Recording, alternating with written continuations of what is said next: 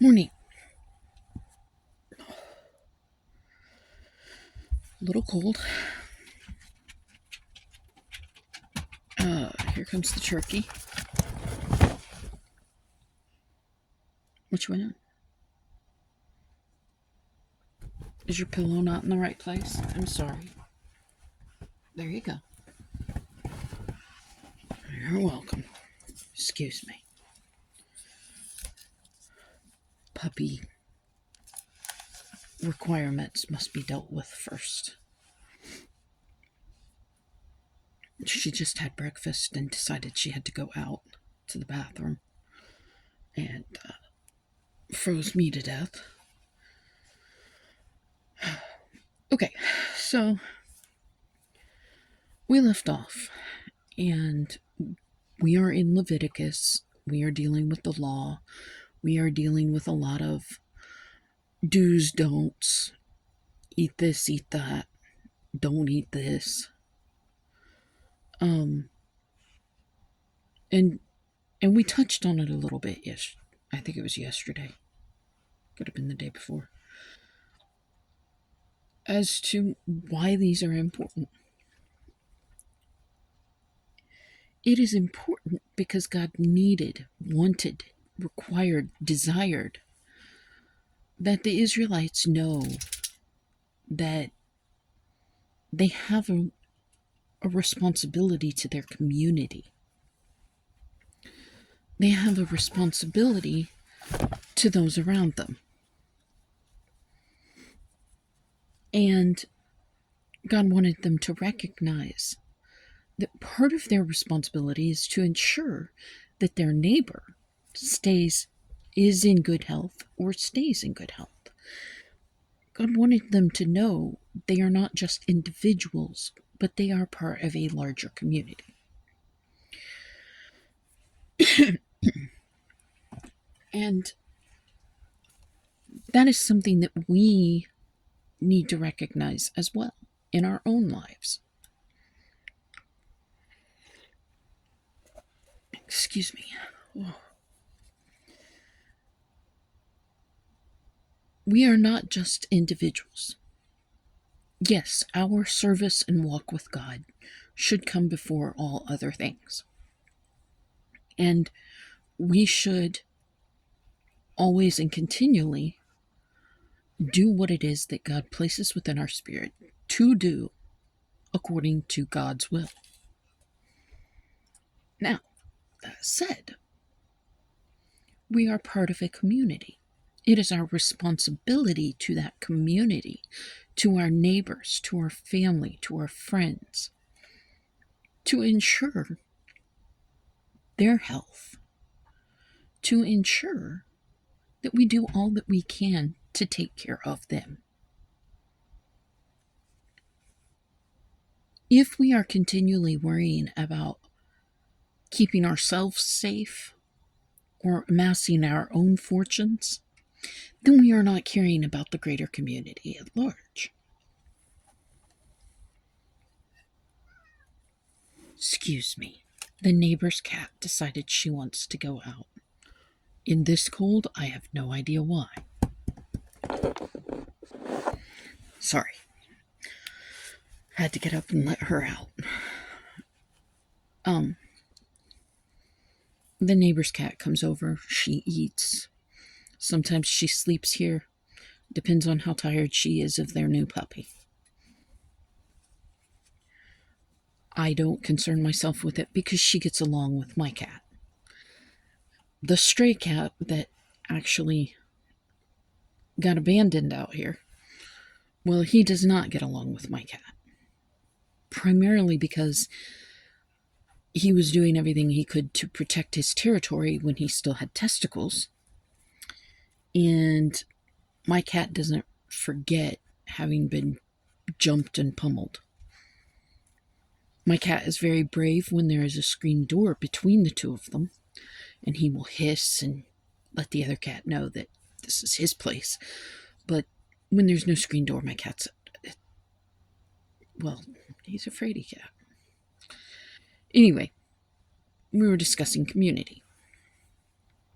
We have a responsibility to that community. That does not mean that we give up our individuality. That does not mean that we should put everything that the community needs or wants from us before God. But it does mean that we have a certain responsibility to them. We have a responsibility to ensure that our family, friends, and neighbors stay in good health. So when we get sick, we stay away from people. Example from my own life as to how community actually works. I live in a little community on property owned by another individual. And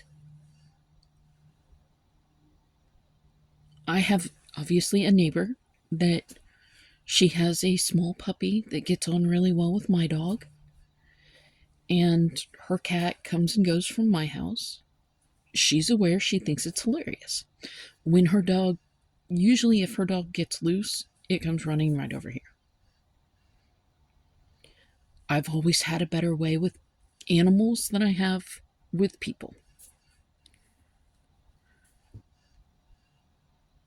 My neighbors have community events and things of that nature, and they invite me. I usually get invited, and my response is usually no. I have never been a joiner.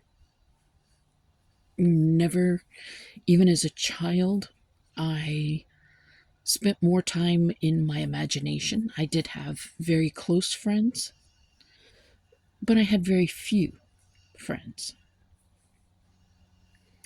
Why? Just wasn't my thing.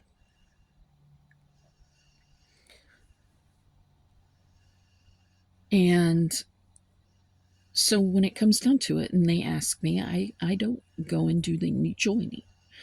Now, as part of their responsibility to me, my neighbor hadn't seen me for a few days due to ticklish seizures and my need to get Christmas presents done for my family. I just wasn't out and about. I took my dog out so she could go to the bathroom, but because she has had 2 seizures in a very short span of time,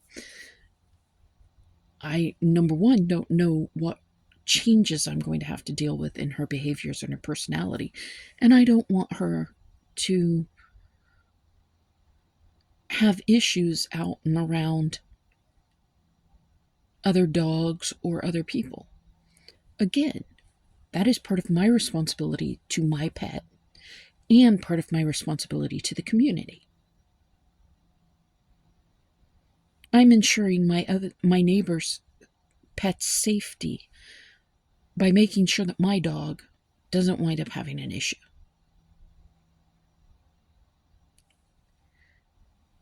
But because my neighbor next to me did not see me for a few days, she went to the owner of the property in which we live and said, "Hey, you might want to check on her. Haven't seen her." Now, why my neighbor didn't come over and knock on my door, I don't know. She's hilarious.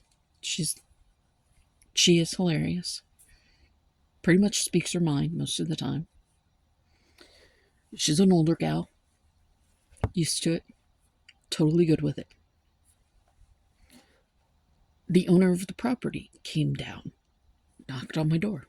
"You doing okay?" "Yeah, working on Christmas. Trying to get it done." "Oh, okay."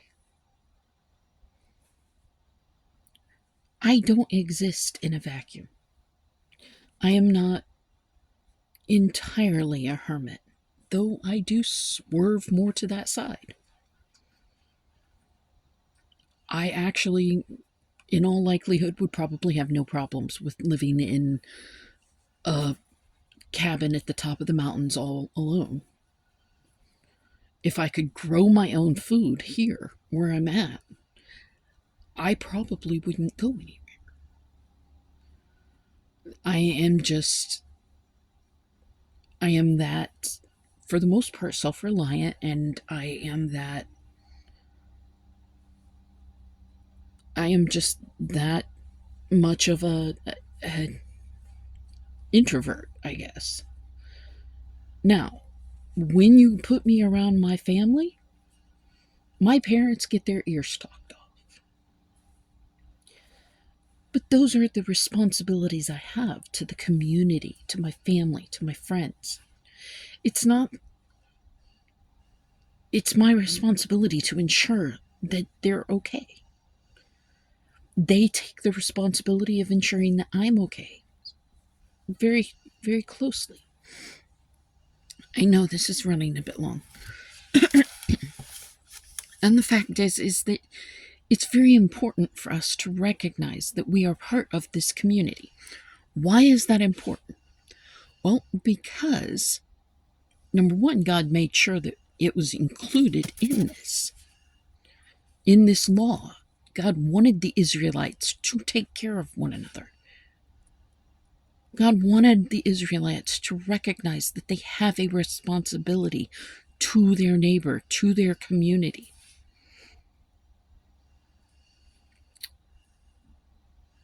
America is not in a vacuum. We are part of a greater world community. America is actually made up of several smaller communities called states. Those states are made up of communities called cities and towns. And if you get even further down than that, then you get into suburbs and neighborhoods. And then you get down into neighbors, family, friends. You can take that all the way down to finally the individual. But the fact is that the individual does not exist in the world without the greater community. No one is self-made. I don't care how many times you say that. I don't care how much you actually believe it. Your interactions with everyone around you have an effect on them, and they have an effect on you. They are what forms your beliefs. They are what forms your ideals. They are what help you to get from one step to the next. No one is self-made. If you are arrogant enough to turn around and look at all of the people that have been behind you, ensuring that you get that step up, well, then I guess you can call yourself self-made. But the reality is we all have family, we all have friends, we all have community. And in some way, that has affected you. And it has set you on some path and ensured that you become who you will be. Because that is the individual that is intended to be helpful to the community.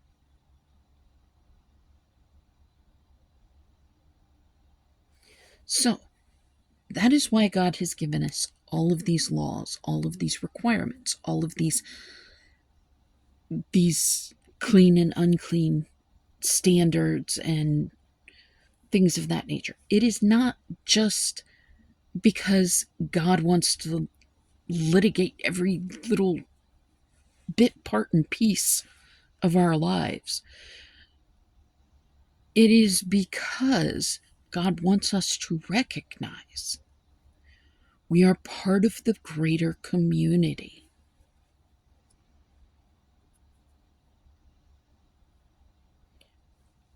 Our lives will affect everything that happens within that community.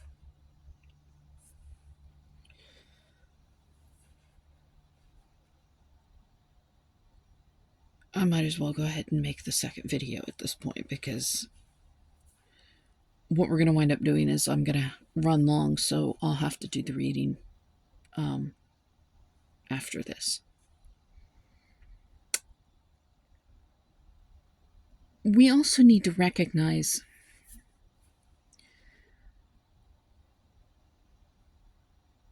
that there are generational issues. My generation really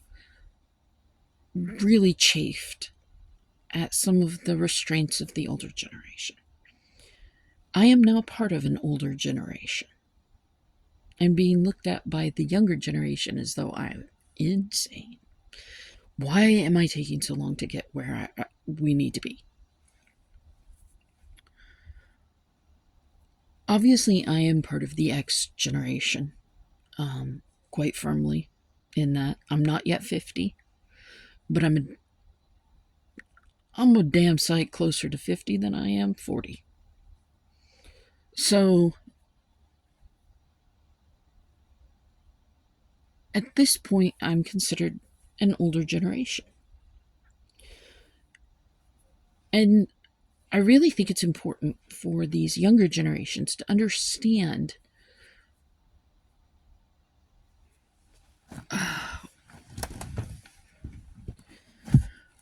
where history has brought us.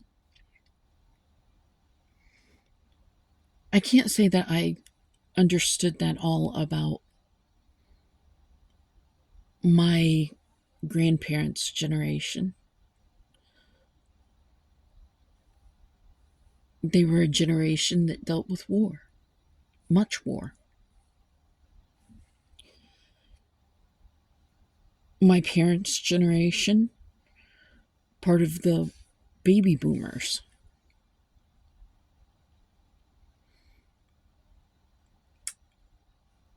What I can tell you, I can't tell you all of the things that they saw happen within their lives. I can tell you that my parents lived through the 60s and the 70s and saw all of the upheaval and the quest for change and commitment to communities at large by way of protests and changes to the government. Obviously, like I said, not quite 50, not close to 40. I was born in the late 70s. And because of that, I lived through the 80s. I remember them. I can tell you that my home, when I was a child, did not have central air. It wasn't until well into my teens that we actually got central air conditioning. It took years before we actually had one of the window units. And I used to go and stand in front of that thing. Drove my parents crazy, because I'd go out and I'd play like crazy, come in, be sweating and nasty, and I'd stand in front of that thing with my arms out. Didn't have a whole lot of regard for community at that time. It wasn't very polite. But my parents would say, hey, go play. And we had to check in every 15 minutes. You could never get very far from the house in 15 minutes. But you could get far enough. So we had TVs. However, our TV cut off at 10 p.m. Had these lines that ran through it and a really annoying sound.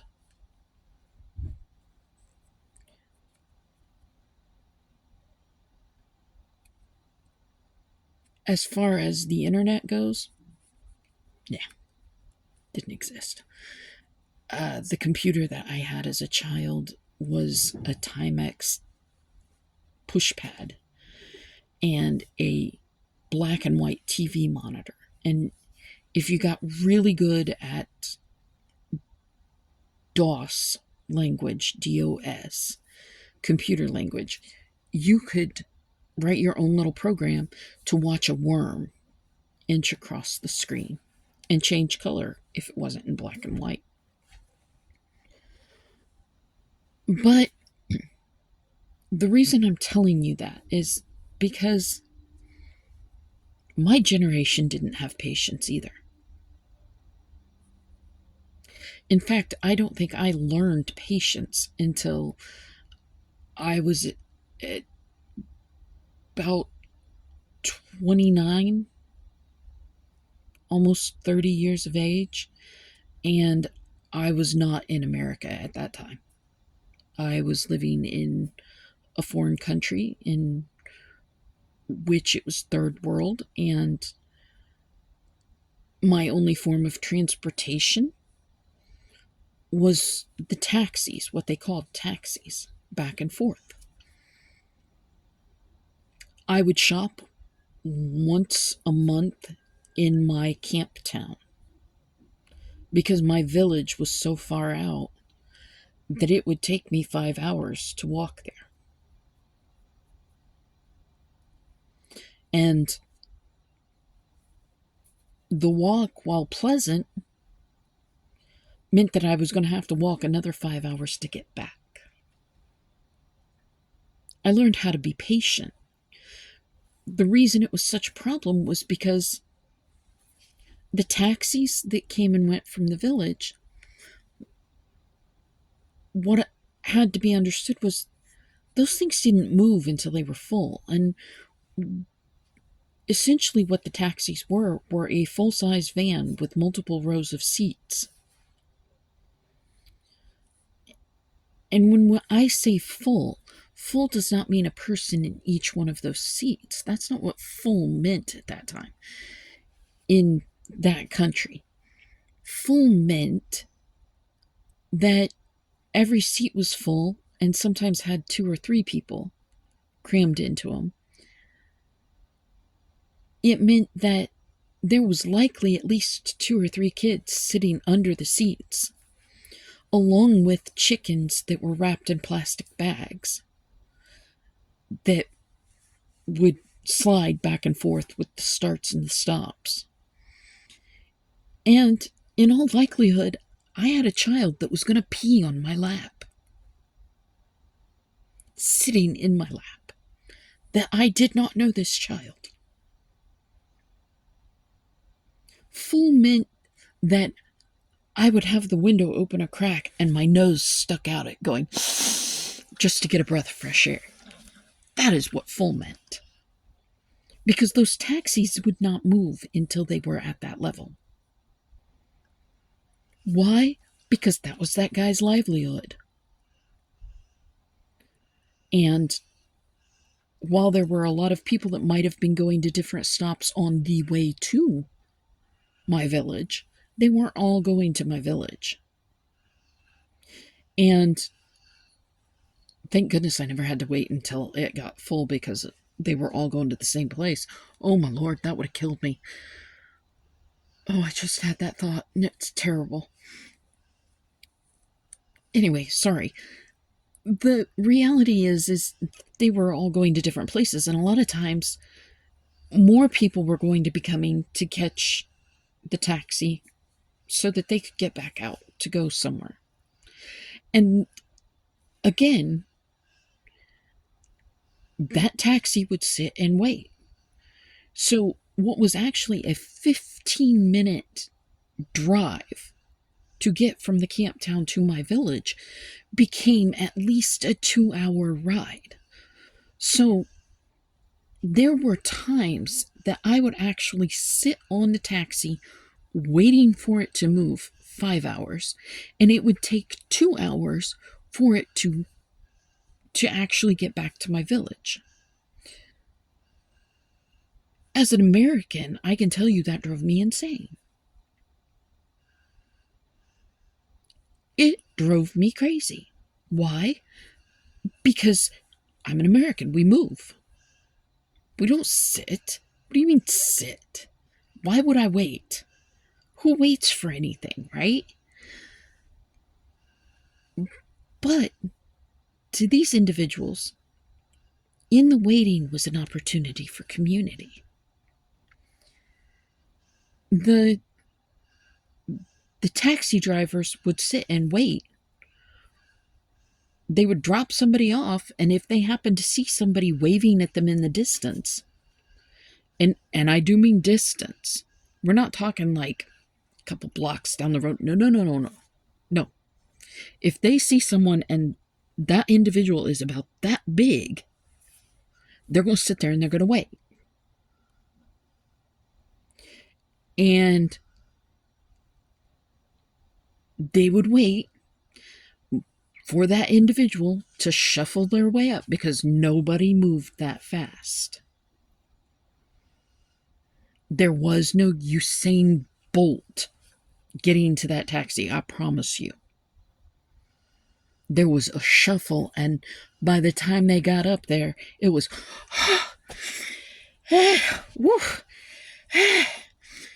you had 20 minutes of just getting on the bus. And the people that were driving that bus had to greet the individual. This was an opportunity for community. They got all the news from that particular village that individual lived in that space of time. While that child is sitting on my lap, soaking me.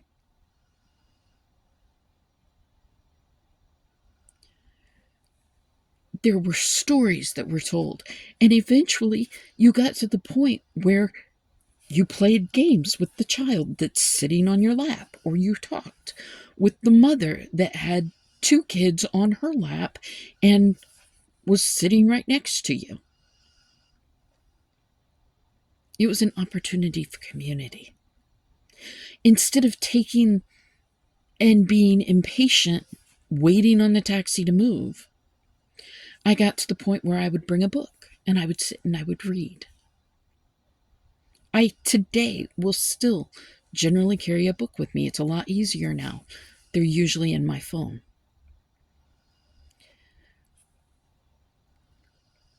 If I got really bored waiting on the taxi to move, I would get off the taxi because I knew it wasn't going to be filled up for a while, and I would go around in the taxi rank where there was a bunch of people sitting and selling their goods, and I would either shop, or when there was the opportunity to do so, I actually would sing and dance with the individuals that were there in the taxi rank.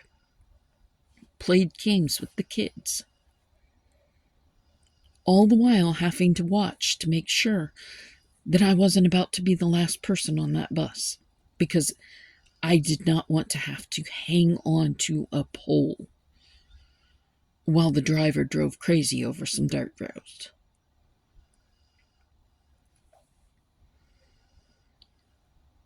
It was all about community, and I had to learn that patience because I knew I wasn't going to change the way that they did things, because the way that they did things was done for their own income.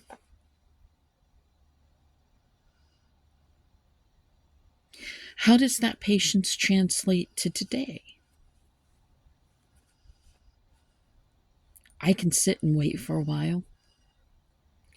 No, I don't generally get up and sing and dance with anybody.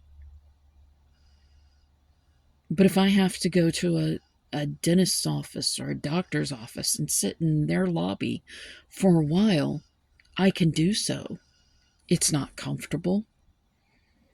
And I have a definite fear that I'm going to wind up being sick because I'm sitting there in all those germs. But I can do it. Change does not happen overnight. I've been actually listening to a book. It's an audio book. And I really think that the young people need to actually learn that. And it would be great if everybody could read it. It's by Barack Obama. It's called Promised Land. And he gives a breakdown of exactly what was going on within our government that created the point at which we have arrived now.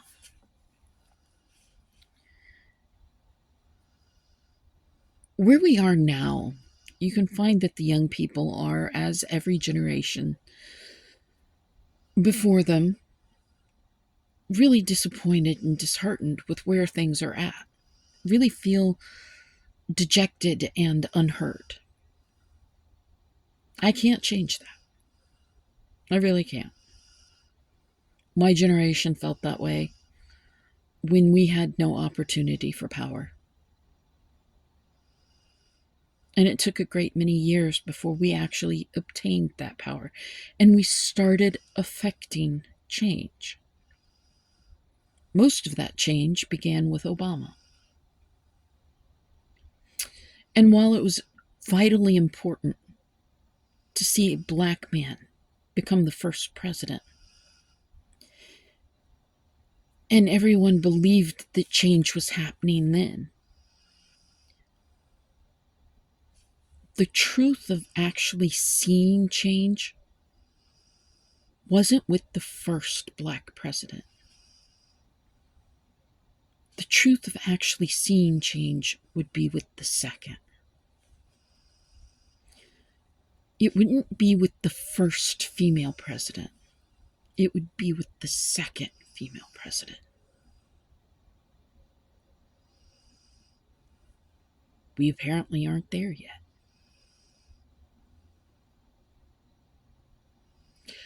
And I say that with the caveat of, I really truly do not believe that the individual that is about to obtain government power in January, I don't believe he actually won the race.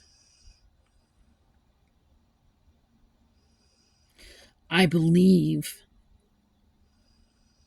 that what won the race was impatience, was disappointment,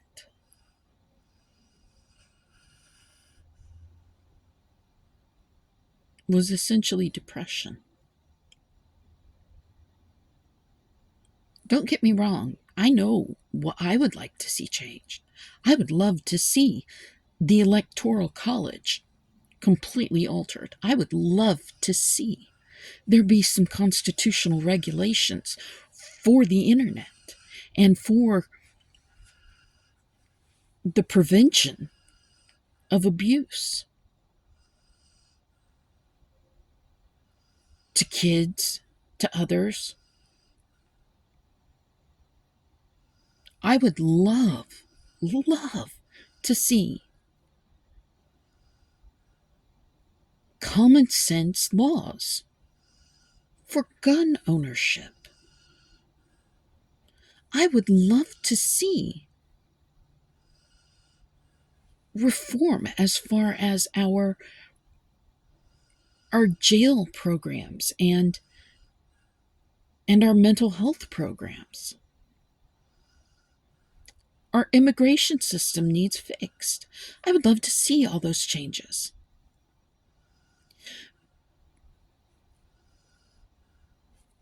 I would absolutely adore seeing people being debt-free from having to pay for college. I think it would be a fantastic idea that the rest of the industrialized nations have followed suit in making sure that college is paid for, in making sure that health care is paid for. Why? Because they know that they have a responsibility to their community. Americans don't seem to have figured out we have a responsibility to each other. We are not just individuals self-made out there in the middle of nowhere doing our own thing. America is made up of community. America is part of a larger community. We have responsibilities to our allies, to our trade partners.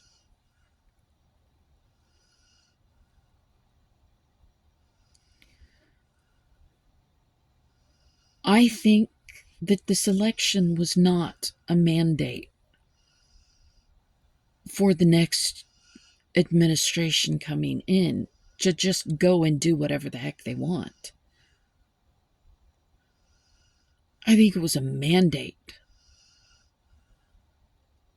on how disappointed individuals are in our government and our government system right now. You have to realize that the generation that I'm talking about, they grew up under Obama. They grew up seeing how good things could be. I grew up under Reagan and Bush.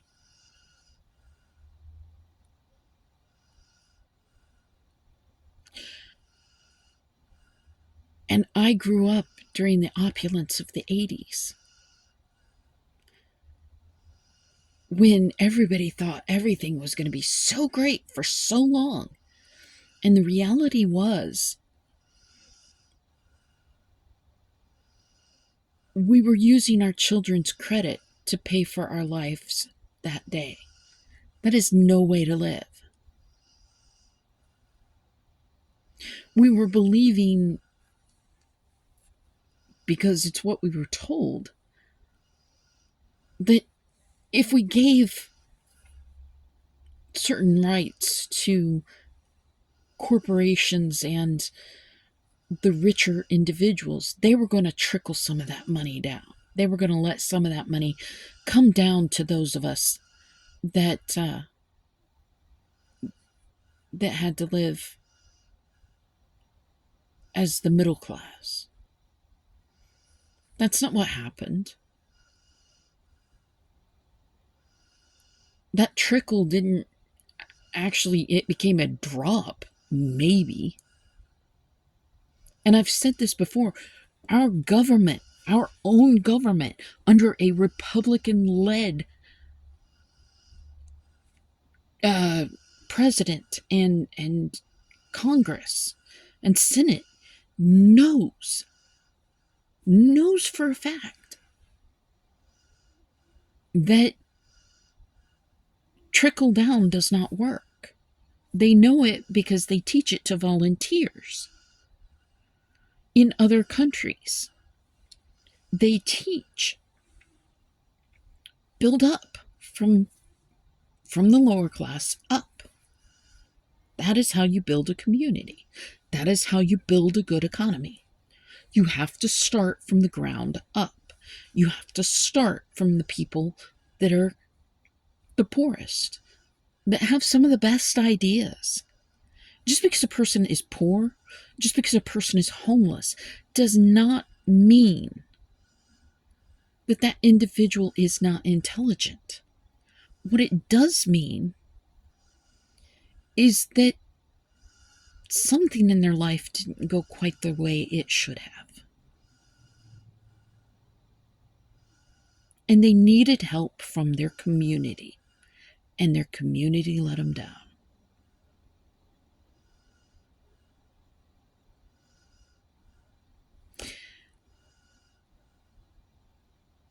Somewhere along the line, the homeless, the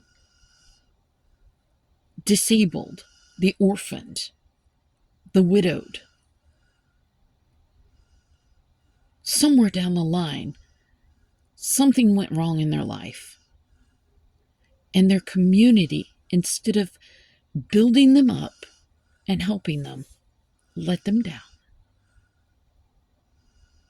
It doesn't mean they're lazy. It doesn't mean that they're stupid. It means that they were let down by their community.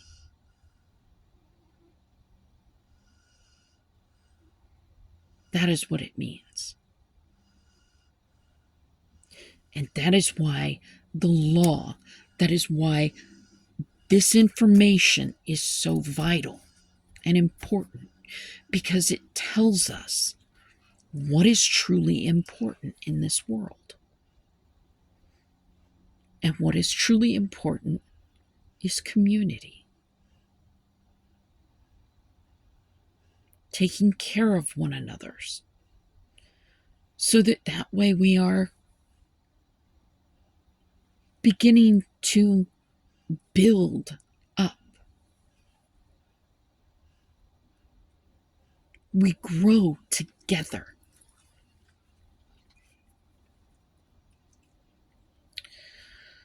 Now,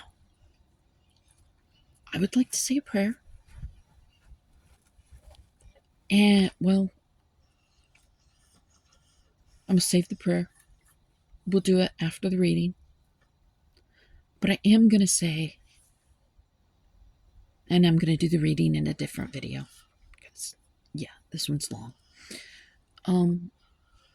Just recognize God gave you a manuscript. Everybody's like, oh, well, life didn't come with a manual. Yeah, it kind of did. Now, whether you're willing to pick that manual up and actually open it and read it yourself is another question. And in today's society, you don't even have to read it anymore. You can listen to it.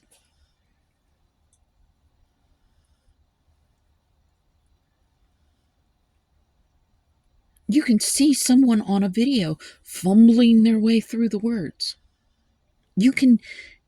We are able to get that information to you.